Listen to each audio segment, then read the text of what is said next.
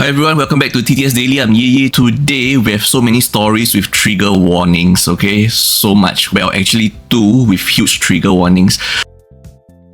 We'll just start you off with something quite light-hearted. Just want to discuss with you why are bicycles on the road and not in parks, okay? So we're going to talk about the elephant in the room, or should we say the bike in the room. Haha, no pun intended, but roads are for heavy vehicles, okay? Not fragile bicycles. Cyclists are at high risk of injury or even being unalive when sharing roads with cars, right? I mean, if you are a driver, you would know how dangerous it is to be a cyclist, because most cyclists on the road aren't aware of the dangers they really are putting themselves into, okay? So if you are looking to get your share of exercise by using a bicycle, do so at the park, not at the public roads. And then before people go start screaming, "Oh my god, what about all the delivery workers who are using bicycles? Are you trying to put them out of work?" No, wait, calm down, okay? I mean, if you are using a bicycle as a mode of transport to your workplace or for doing your work, sure, fine, let's share the public roads. But then, I'm just saying, the risk of a cyclist on the roads is very high. So certain countries like China, they actually have specialized roads, or should I say specialized lanes on the roads for bicycles, okay? Obviously, we do not have that here in Singapore, but I'm just saying, bicycles on the roads are really dangerous, okay? As a driver myself, I take extra care every time I drive past a cyclist on the road, because honestly, the gap is really near, okay? And me as a driver, knowing each time how near the cyclists are, sometimes they might even be, weaving left and right a bit, because of the weather or the road conditions. That really gives me fear myself to cycle on the road. So if I were to do cycling, I will do it in the park, somewhere safe where it's not a public road, okay? Not trying to put anybody out of work, okay? If you need to use it as a mode of transport for work, yes, please do use the public roads, but please be safe. Okay, the earlier story or discussion took the wind out of me. We're now in Thailand, where Hong Kong's chief executive announced that a task force has been sent to Thailand to address the issue of Hong Kong residents being lured into forced labour in Southeast Asia, okay? After Thailand, the news recently about Wang Xing, so since mid-2024, 28 Hong Kong residents have been trapped abroad, with 16 returned so far, leaving 12 still in captivity, okay? So the task force met with Thai officials on January 14 to discuss strategies for rescue and investigation. So they're Hong Kongers stuck in Thailand, Myanmar border, probably the area, in the detention scam centers. Discussions include joint investigations and tourist safety measures. The task force engaged with tourist police bureaus and Thailand's Ministry of Tourism and Sports. Thai authorities are taking the issue seriously, focusing on tourist safety through initiatives like the Tourist Safety Operations Center, TCOC, and a new mobile app for emergency reporting. Both the Hong Kong and Thai governments are committed to the safe return of the victims, emphasizing the collaboration in combating transnational crimes like human trafficking, okay?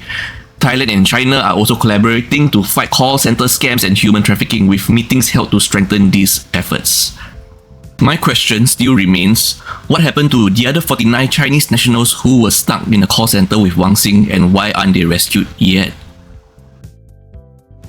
Okay, we're in Malaysia, Selangor right now. First of all, trigger warning, huge trigger warning, especially for anyone with mothers and wives, Yep. So on January 9, 2019, Lady P unfortunately passed away from postpartum hemorrhage after giving birth at Shan Clinic in Kelang, Selangor, Malaysia, okay? Finally, as of today, the two experienced doctors in charge of helping her to give birth are ordered to pay nearly ringgit $6 million in medical negligence, okay? This is around 1.82 million Singapore dollars. So the two doctors involved are Dr. Ravi and Dr. Shamugam, okay? Both have combined experience of over 60 years with more than 8,500 deliveries, okay? Dr. Shamugam is the owner of the clinic, okay, who assisted in the 2019 delivery. And Dr. Ravi delivered both of Lady P's children, but unfortunately in the last delivery, it caused her passing away. So Lady P started bleeding heavily post-delivery, but Dr. Ravi left the clinic for a drink after assuring the family that he would return shortly, leaving Lady P with unregistered nurses, okay? Dr. Shamugam also left the delivery room. For context, Lady P gave birth at around 10:30 a.m. Okay, about an hour later, around 11:30 a.m., the family saw the baby, and soon after, Lady P began showing signs of distress. Dr. Ravi left the clinic after this. Okay, the 3 nurses that were not registered with Malaysia's Health Ministry called for help at 12:35 p.m. Dr. Ravi then returned at 12:57 p.m. So, roughly, the absence of Dr. Ravi away from Lady P is almost 90 minutes, a period of 87 minutes where he supposedly went for a drink. So the nurses called for help too late and the doctors were not present when the situation worsened, okay? So unfortunately, Lady P was taken to the hospital more than 20 minutes later, so that's around 1:15 to 1:20 p.m. Lady P underwent surgery, but she unfortunately passed away at around 5:25 p.m. after attempts to resuscitate her failed. The doctors were found liable for negligence for not ensuring Lady P was complication-free before leaving her care to unqualified staff. The judge noted that the timely hospital transfer could have saved Lady P's life, highlighting the preventable nature of her death due to delayed medical response. We are back in Singapore right now, where 2 men were photographed passing water, relieving themselves on a tree near Toa Payoh MRT station on January 14 around 9 p.m. This was a location near Block 520, Lorong 6, Toa Payoh, so maybe you might want to avoid the trees there, just in case. The photo was taken by a passerby and it was just taken as a joke and later on posted on Complain Singapore Facebook page, okay? That post drew quite plenty negative comments, with many condemning the act of relieving oneself in public. So recently, in the span of 1 week, we have seen 3 viral incidents where men supposedly can't find cubicles or toilet near enough and they are in such a rush that they choose to relieve themselves or pass water either against trees or even escalator handrails, as you can see from the photos up here. Just in the span of 1 week, 3 men has been hauled to court for relieving themselves at the Outram, Tanah Merah and Potong Pasir MRT stations respectively.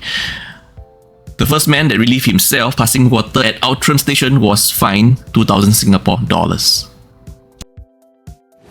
Our last story of the day, trigger warning. So a judge just sentenced a SCDF officer to 6 months jail for causing grievous hurt. During a fire at Henderson Road on December 8, 2022, senior SCDF officer Mr. Camille left a junior firefighter, Mr. Edward, alone to fight the fire, resulting in Mr. Edward's death. Camille, who is Mr. Edward's supervisor, entered the burning unit with Edward and another firefighter. The third firefighter left due to fatigue. Mr. Camille then felt dizzy from the heat and decided to rest, leaving Mr. Edward alone in the flat while the fire was still active. He did not inform anyone about Mr. Edward being alone, which is against protocol that requires firefighters to work in pairs at minimum. And for Mr. Camille, instead of going to the designated rest area at the lift lobby, he went to the staircase landing to rest, where he met another firefighter there, Mr. Hassan. And while he was briefing Mr. Hassan about the fire, he did not reveal that Mr. Edward was still alone in the flat. He did not tell anyone else from SCDF either. Mr. Edward was found unconscious and later pronounced dead due to suffocation from a depleted air cylinder. Mr. Camille did not return to the unit after resting, instead handling other duties. Mr. Camille pleaded guilty to causing grievous hurt to Mr. Edward and was sentenced to 6 months in jail. His lawyer argued for a lighter sentence, citing the high pressure of the situation and the unusual difficulty of the fire, but acknowledged that Mr. Camille made a critical mistake. Mr. Camille was emotional in court and the judge showed visible emotion, offering condolences to Mr. Edward's family for his tragic death in the line of duty. Our thoughts and condolences to Mr. Edward and his family.